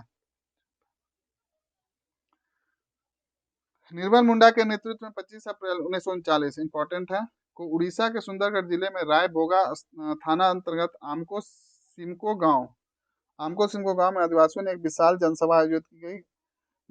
गांगपुर के पॉलिटिकल एजेंट के आदेश पर ईस्ट इंडिया कंपनी के सैनिकों द्वारा इस जनसमूह पर जलियांवाला बाग की तर्ज पर गोलियां चलाई गई, जिसमें लगभग 65 आदिवासियों की मौत हो गई तथा 90 से अधिक लोग जख्मी हो गए। इस घटना को सिमको हत्याकांड या दूसरा जलियांवाला बाग, इंपॉर्टेंट है, ध्यान दीजिएगा, भी कहा जाता है। इस हत्याकांड के विरुद्ध में छोटानागपुर में भी व्यापक प्रतिक्रिया हुई। अब है कांग्रेस का रामगढ़ अधिवेशन।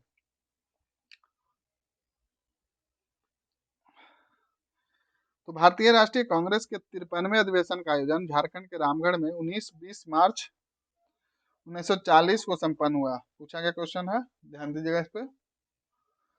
और यह झारखंड में कांग्रेस का पहला और तथा एकमात्र अधिवेशन था। इस अधिवेशन की अध्यक्षता मौलाना अबुल कलाम आजाद थे। इस अधिवेशन के बाद 1941 से 45 तक कांग्रेस का कोई अधिवेशन आयोजित नहीं हुआ, जिसके कारण मौलाना अबुल कलाम आजाद की लगातार 6 वर्षों तक आजादी से पूर्व सबसे लंबे समय तक कांग्रेस के अध्यक्ष बने रहे। अधिवेशन के दौरान रामगढ़ में कांग्रेस के मुख्य द्वार का नाम बिरसा मुंडा, प्रश्न पूछा गया है किसी एग्जाम में, बिरसा मुंडा के नाम पर तथा सभा स्थल का नाम मजहर नगर यानी मजरुल हक के नाम पर रखा गया है। तो जो द्वार है उसका नाम बिरसा मुंडा द्वार और सभा स्थल का नाम मजहर नगर, ध्यान रखिएगा। इस अधिवेशन में पूर्व गांधी जी द्वारा 14 मार्च 1940 को रामगढ़ में खादी ग्राम उद्योग का शुभारंभ किया गया। 15 से 18 मार्च 1940 को रामगढ़ में कांग्रेस कारिणी की बैठक संपन्न हुई। 17 से 19 मार्च तक कांग्रेस विषय निर्वाचनी समिति की बैठक आयोजित हुई। इस बैठक के पहले दिन डॉक्टर राजेंद्र प्रसाद द्वारा भारत तथा विश्व संकट पर मुख्य प्रस्ताव प्रस्तुत किया गया। पंडित जवाहरलाल नेहरू ने इस प्रस्ताव का अनुमोदन किया। इस अधिवेशन में जवाहरलाल नेहरू द्वारा सत्याग्रह प्रस्ताव कांग्रेस का एकमात्र प्रस्ताव प्रस्तुत किया गया, जिसका अनुमोदन जेबी कृपलानी द्वारा किया गया। जवाहरलाल नेहरू द्वारा प्रस्तावित इस प्रस्ताव में 27 संशोधन प्रस्तुत किए गए, जिसमें 14 संशोधनों को वापस ले लिया गया तथा 13 संशोधन भारी बहुमत से गिर गए। तो स्वागत भाषण में डॉक्टर राजेंद्र प्रसाद द्वारा प्रस्तुत किया गया, जिसका अनुमोदन जेबी कृपलानी द्वारा किया गया। अधिवेशन को महात्मा गांधी ने भी संबोधित किया तथा संबोधन में उन्होंने रचनात्मक कार्यक्रम एवं अहिंसात्मक संघर्ष पर बल दिया। अबुल कलाम आजाद द्वारा अध्यक्षीय भाषण प्रस्तुत किया गया। इस अधिवेशन में पूर्ण स्वराज की प्राप्ति का लक्ष्य तय किया गया तथा वयस्क मताधिकार पर आधारित निर्वाचन संविधान सभा द्वारा देश के संविधान निर्माण पर बल दिया गया। इस आयोजन में भाग लेने हेतु राज्य के विभिन्न भागों से टाना भगत पैदल चलकर रामगढ़ गए थे तथा इन्होंने महात्मा गांधी को 400 रुपये का एक थैली भी भेंट की थी। अब है सम्मेलन के प्रमुख व्यक्तिगत अध्यक्ष कौन थे। जो ये कांग्रेस अधिवेशन हुआ उसका, तो मौलाना अबुल कलाम आजाद। स्वागत समिति के अध्यक्ष राजेंद्र प्रसाद, डॉक्टर राजेंद्र प्रसाद। स्वागत समिति के उपाध्यक्ष थे श्री कृष्ण एवं डॉक्टर सैयद महमूद। स्वागत समिति के महासचिव थे अनुग्रह नारायण सिंह। स्वागत समिति के पदाधिकारी थे अंबिका कांत सिंह। 4 पदाधिकारी थे ज्ञानचंद सोधी। प्रमुख स्वयं सेविकाएं थी सरला देवी, कुमारी इंद्रमती नुजराज, कुमारी तारा पटवर्धन, कुमारी प्रेमा कांटक और भोजो भट्टवकर। भटवर्कर। इस सम्मेलन के अन्य अन्य प्रमुख लोगों ने भागीदारी की प्रमुख योगदान इस प्रकार है: बिजली का प्रबंधन गया कॉटन मिल्स द्वारा, अभिनियंत्रण का कार्य रामजी प्रसाद द्वारा, खादी प्रदर्शनी का आयोजन साक्षी नारायण चर्चा संघ के सचिव, बिहार के प्राचीन धरोहर पर आधारित स्मारका का वितरण जयचंद विद्यालंकर द्वारा, बिहार के ऐतिहासिक घटनाओं पर केंद्रित चित्रावली का वितरण जिसका चित्रांकन ईश्वरी प्रसाद वर्मा द्वारा किया गया था। अब है अखिल भारतीय समझौता विरोधी सम्मेलन। तो रामगढ़ के कांग्रेस अधिवेशन के दौरान सुभाष चंद्र बोस के नेतृत्व में अखिल भारतीय समझौता विरोधी सम्मेलन का आयोजन रामगढ़ के निकट बिहटा में किया गया। अब इसको देखना होगा, यहाँ रामगढ़ के निकट बिहटा, एक पटना के निकट भी बिहटा है। इस सम्मेलन में स्वामी सहजानंद सरस्वती ने मुख्य प्रस्ताव प्रस्तुत किया जिसका अनुमोदन सरकार शार्दुल सिंह कविश्वर ने किया। अखिल भारतीय समझौता विरोधी सम्मेलन में कांग्रेस की नीतियों की कड़ी आलोचना की गई तथा पूर्ण स्वराज की प्राप्ति हेतु जनता के अधिकार को प्रमुखता प्रदान की गई। फॉरवर्ड ब्लॉक का निर्माण इसी अधिवेशन के दौरान सुभाष चंद्र बोस के नेतृत्व किया गया। प्रसिद्ध नेता एम एन राय, मानवेंद्र नाथ राय ने इसी अधिवेशन में रेडिकल डेमोक्रेटिक पार्टी की आधारशिला रखी। देखिए इंपॉर्टेंट हो जा रहा है, यहाँ पे ये पूछा गया प्रश्न है ये, और यहाँ पे ये वाला एरिया। तो किसी भी पॉइंट को, किसी भी लाइन को आप मत छोड़िए मत, सारे को सुनते जाइए एटलीस्ट बुक से, अगर नहीं पढ़ पा रहे हैं तो जहाँ जहाँ इंपॉर्टेंट है मैं बताते चल रहा हूँ। तो चलिए वीडियो को देखिए। आप लाइक नहीं किया है, बिल्कुल लाइक करना ना भूलिए। चलिए अभी अभी लाइक बटन दबाइए और चैनल को सब्सक्राइब कर लीजिए। आप लोग भूल जाते हैं, तो मुझे वो डेटा दिखता है कि किसने सब्सक्राइब करके देखा और किसने बिना सब्सक्राइब करके देखा। तो बिल्कुल आप लोग अपना प्यार दिखाइए और चैनल को सब्सक्राइब कीजिए, वीडियो को लाइक कीजिए, और अच्छा लगे तो बिल्कुल कमेंट कीजिए। तो झारखंड में अब व्यक्तिगत सत्याग्रह देखते हैं। तो भारत की आज़ादी के लिए गांधी जी द्वारा ब्रिटेन पर नैतिक दबाव बनाने हेतु व्यक्तिगत सत्याग्रह प्रारंभ किया गया जिसमें विनोबा भावे प्रथम सत्याग्रही तथा जवाहरलाल नेहरू दूसरे सत्याग्रही थे। इंपॉर्टेंट, ये बीपीएससी में क्वेश्चन पूछा गया है। आजकल तीसरे सत्याग्रही भी पूछे जाने लगे हैं। तो तीसरा सत्याग्रही कौन है, उनका नाम आप बताइए कमेंट करके। इस सत्याग्रह के दौरान कई लोगों ने कई लोगों को झारखंड में गिरफ्तार किया गया। जमशेदपुर में माइकल जॉन के साथ कुछ अन्य लोगों को भी गिरफ्तार कर लिया गया, जिसके बाद जयप्रकाश नारायण, बसावन सिंह एवं शिवनाथ बनर्जी ने जमशेदपुर के गोलमुरी मैदान में एक जनसभा को संबोधित किया। इस सभा के बाद जयप्रकाश नारायण को गिरफ्तार कर लिया गया। इस सत्याग्रह के दौरान संथाल परगना के महादेवी केजरीवाल, इंपॉर्टेंट है, जिला कांग्रेस कमेटी के अध्यक्ष मोतीलाल केजरीवाल की पत्नी ने स्वयं को गिरफ्तार करने हेतु प्रस्तुत किया, परंतु उपायुक्त ने गिरफ्तार न करके उनकी गतिविधियों पर नजर रखने का आदेश दिया। अब मोस्ट इंपॉर्टेंट, भारत छोड़ो आंदोलन और झारखंड। तो चलिए देख लेते हैं। 8 अगस्त 1942 को बंबई में अखिल भारतीय कांग्रेस कमेटी की बैठक में भारत छोड़ो का प्रस्ताव पारित किया गया, जिसके बाद गांधी जी के नेतृत्व में एक अहिंसक आंदोलन चलाने का निर्णय लिया गया। झारखंड में भी भारत छोड़ो आंदोलन में लोगों ने बढ़ चढ़ कर हिस्सा लिया। इस आंदोलन के दौरान विभिन्न स्थानों पर सभाओं का आयोजन, जुलूस प्रदर्शन, आवागमन एवं संचार साधनों को बाधा पहुंचाने जैसी गतिविधियां संचालित की गई। तो अब देख लेते हैं भारत छोड़ो आंदोलन और झारखंड में रांची का। तो चलिए 9 अगस्त 1942 को रांची में हड़ताल रखा गया। 10 अगस्त 1942 को नारायण चंद्र लाहिड़ी को रांची में गिरफ्तार कर लिया गया। 14 अगस्त 1942 को रांची जिला स्कूल के पास जुलूस निकाल रहे छात्रों को गिरफ्तार कर लिया गया। इसके अतिरिक्त रांची के प्रमुख नेता जानकी बाबू, गणपत खंडेलवाल, मथुरा प्रसाद सिंह, कई नेताओं को भी गिरफ्तार किया। 17 अगस्त 1942 को रांची में एक विशाल जनसभा का आयोजन किया गया, जिसे अंग्रेज सैनिक ने खदेड़ दिया तथा जिला कांग्रेस कमेटी के कोषाध्यक्ष शिवनारायण मोदी को गिरफ्तार कर लिया गया। 18 अगस्त 1942 को टाना भक्तों ने बिशुपुर के निकट एक थाने को जला दिया। 22 अगस्त 1942 को राहे में हड़ताल आयोजित किया गया तथा इटकी एवं टांगर बसली के बीच रेल पटरी को लोगों ने उखाड़ दिया। अंग्रेजों ने 22 अगस्त को पीसी मित्रा को गिरफ्तार कर लिया। 28 अगस्त 1942 को रांची की बिजली काट दी गई तथा 20 अगस्त 1942 को बालकृष्ण विद्यालय के रजिस्टर जला दिए गए। इस आंदोलन में इस आंदोलन के दौरान 1942 तक रांची में 200 से अधिक लोगों को गिरफ्तार कर लिया गया था, और जिनमें आंदोलन में सक्रिय भागीदारी निभाने वाले विमल दास गुप्ता, केशव दास गुप्ता, सत्यदेव साहू, किशोर भगत शामिल थे। आंदोलन के दौरान लोहरदगा के नदिया उच्च विद्यालय में छात्रों द्वारा राष्ट्रीय झंडा फहराया गया तथा गुमला में हड़ताल का आयोजन एवं जुलूस प्रदर्शन किया गया। हजारीबाग देखिए, अब भारत छोड़ो आंदोलन में प्रारंभ में होते ही 10 अगस्त 1942 को हजारीबाग के नेता राम नारायण सिंह व सुखन लाल सिंह को बंदी बना लिया गया। इस दोनों को हजारीबाग जेल में रखा गया था, और 21 अगस्त को हजारीबाग में सरस्वती देवी के नेतृत्व में एक जुलूस निकाला गया। सरस्वती देवी को अंग्रेजों द्वारा गिरफ्तार कर लिया गया। इस आंदोलन के दौरान सरस्वती देवी, इंपॉर्टेंट है, ध्यान दीजिएगा, की लोकप्रियता अंदाजा इसी बात से लगाया जा सकता था कि उनकी गिरफ्तार के बाद विद्यार्थियों ने 12 अगस्त 1942 को हजारीबाग से भागलपुर जेल ले जाते समय धावा बोलकर उन्हें पुलिस हिरासत से मुक्त करा लिया, परंतु 14 अगस्त 1942 को एक जनसभा को संबोधित करने के दौरान पुनः गिरफ्तार की गई।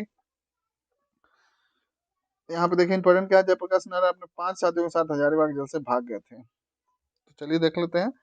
14 अगस्त हजारीबाग को उपायुक्त कार्यालय पर से यूनियन जैक उतार कर राष्ट्रीय झंडा फहराया गया। इस दौरान जयप्रकाश नारायण 9 नवंबर 1942 को हजारीबाग सेंट्रल जेल से अपने 5 साथियों शालिग्राम सिंह, गुलाबी सोनार, रामनंद मिश्र, सूरज नारायण सिंह तथा योगेंद्र शुल के साथ फरार हो गए। हजारीबाग जेल से जयप्रकाश नारायण के साथियों को फरार होने के बाद जेल में बंद राम नारायण सिंह, कृष्ण बल्लभ सहाय और सुखनारायण सिंह भागलपुर जेल स्थानांतरित किया गया। ये एक प्रश्न पूछा गया था कि जिस दिन भागे थे वो उस दिन कौन सा पर्व था, तो उस दिन आपका ये दिवाली था, ध्यान रखिएगा। होली और दिवाली में कंफ्यूजन होता है, आप एक बार और चेक कर लीजिए, इस बुक में यहाँ पे नहीं दिया गया, पर ये प्रश्न आई थिंक जीपीएससी में पूछा गया है, जीपीएससी या बीपीएससी किसी एक में पूछा गया है। हम लोग करेंगे प्रीवियस ईयर भी क्वेश्चन करेंगे ताकि पता चले किस तरह के प्रश्न पूछे जाते हैं। आपको मैं पिछले बार जो 2021 में जो हुआ था 7 जेपीएससी का पेपर, मैं उसको भी करवा दूंगा ताकि उससे आपको पता चलेगा किस लेवल का क्वेश्चन आ रहा है और कौन कौन से सेक्शन से प्रश्न आते हैं, ताकि हम लोग उस सेक्शन पे काफी बारीकियों से हम लोग उस सेक्शन को कवर करें। चलिए देख लेते हैं पलामू के बारे में।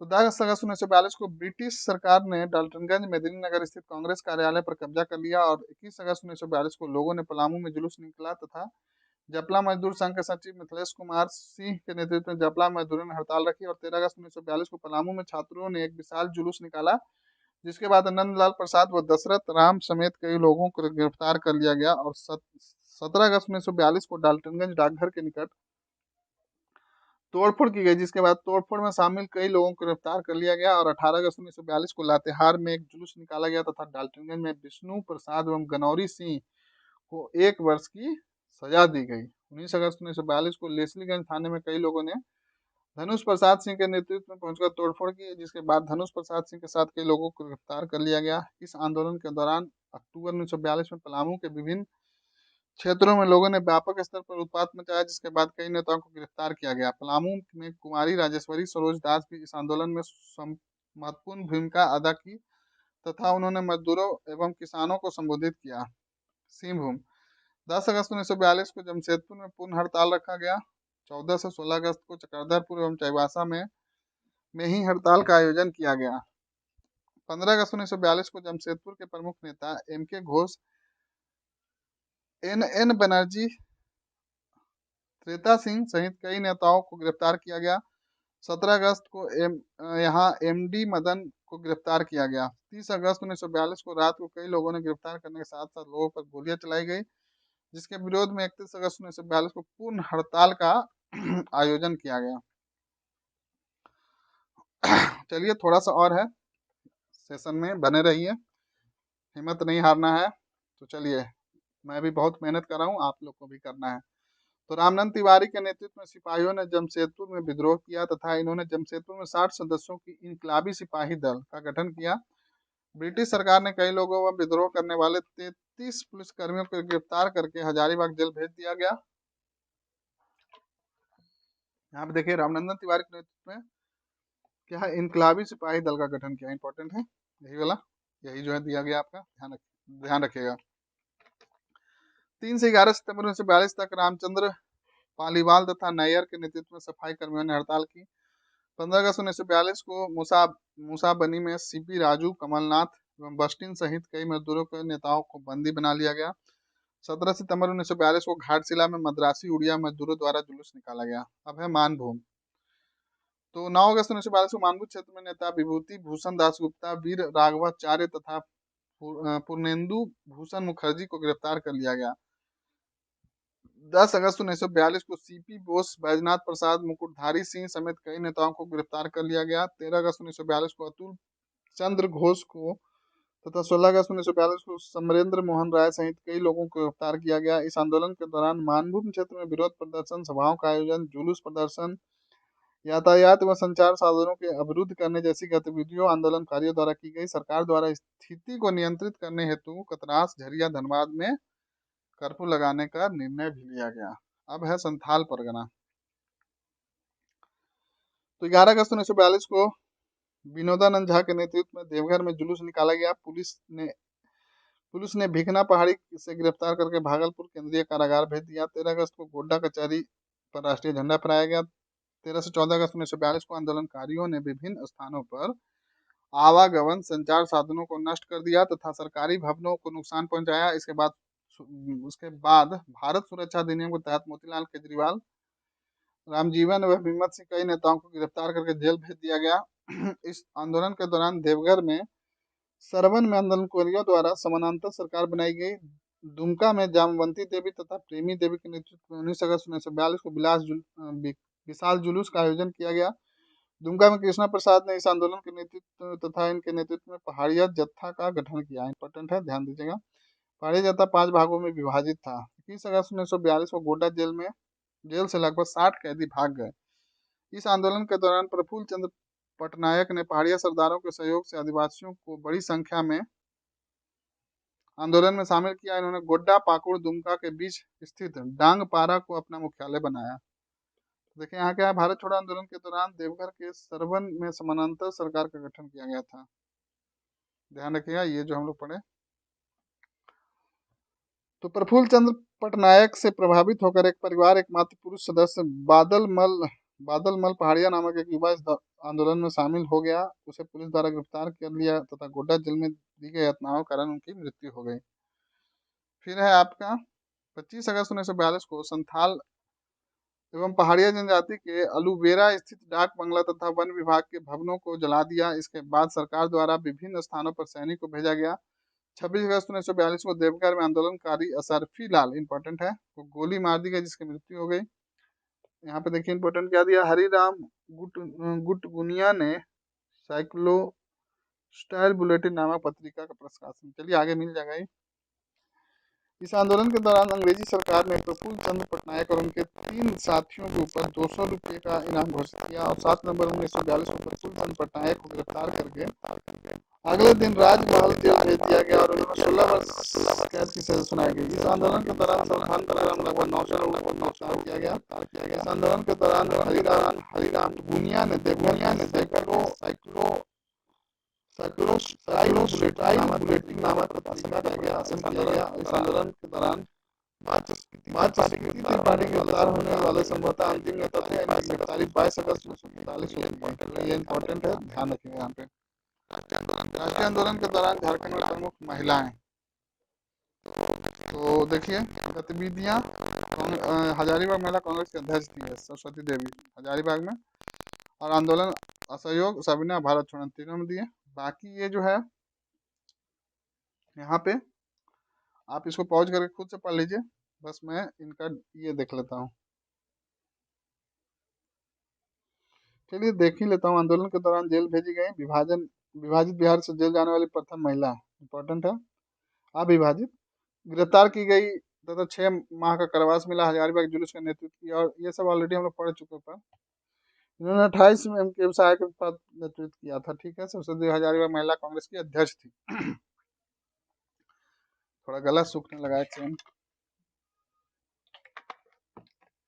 चलिए सरला देवी के बारे में पढ़ते हैं, ये भी हजारीबाग के भी। असहयोग आंदोलन, नमक सत्याग्रह, सब नए। इनका कार्य क्या था, इन्होंने 16वें बिहार छात्र सम्मेलन जो कि 1921 में हुआ था अध्यक्षता की थी।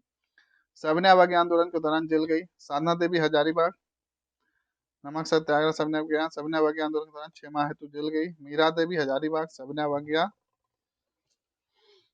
आंदोलन के दौरान जल गई। सैल बाला राय संथाल परगना इंपॉर्टेंट है। सविनय अवज्ञा, तो इनका कम से कम आप ये ध्यान में रखिएगा कि वो उनका क्षेत्र क्या था, और नाम और उनका क्षेत्र। जैसे देखिए यहाँ पर क्षेत्र पूछा गया, संथाल वर्णचंद्र ने नेतृत्व किया, तो महादेवी केजरीवाल, तो ये संथाल परगना में थे। व्यक्तिगत सत्याग्रह में इन्होंने पार्टिसिपेट किया था। दुमका में सत्याग्रह किया, महादेवी केजरीवाल की पत्नी थी।